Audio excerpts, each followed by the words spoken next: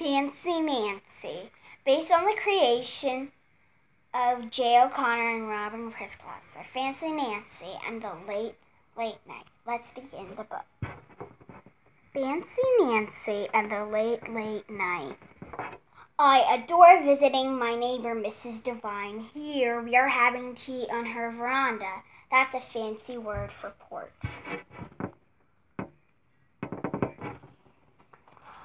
When she was a child, Mrs. Devine lived in Hollywood. She used to see lots of movie stars, only Mrs. Devine calls them celebrities. Isn't that fancy? She has a special scrapbook of photographs.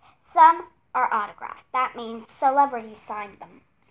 Your scrapbook is extremely fascinating, I say. Fascinating is even more interesting than interesting. Ooh la la! Mrs. Devine says I can borrow her scrapbook if I bring it back tomorrow. Merci, merci, I say. At home, I pretend that I am a Hollywood celebrity. I dress up in my most glamorous attire. That's fancy for clothes. I give my autograph to all of my fans. I pose for photos.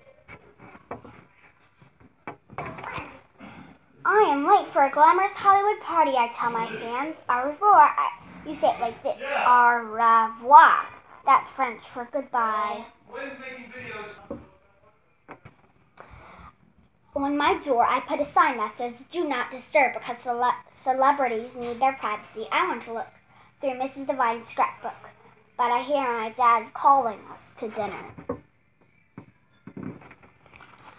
After dinner, I learn all my spelling words. I am practically an expert at spelling. Before I know it, Mom says, "Nancy, time for bed." Oh no, I haven't had a second to look at the scrapbook. I beg my mom to let me stay up later, but my mom says no. It's a school night. Tomorrow is Friday. Tomorrow you can stay up later.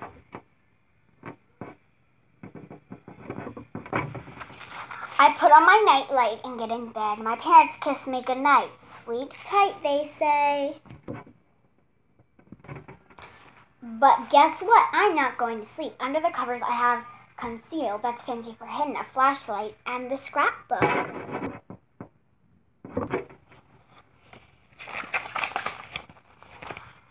I stay up very late. It's almost 10 o'clock when I put away the scrapbook. I turn off my flashlight. I bet even celebrities don't stay up this late. The next morning when my dad wakes me up, I'm exhausted. Exhausted is even more worse than tired. At recess, I'm too exhausted to jump rope with Bree and my friends. I missed 3 of the words on my spelling list. My brain is exhausted too. After school, I returned Mrs. Devine's scrapbook. She asked if I was like to stay for dinner and watch a movie called National Velvet. It's on TV tonight. It's about a girl and a horse. I loved it when I was your age, she says. It sounds fascinating, but I can hardly keep my eyes open.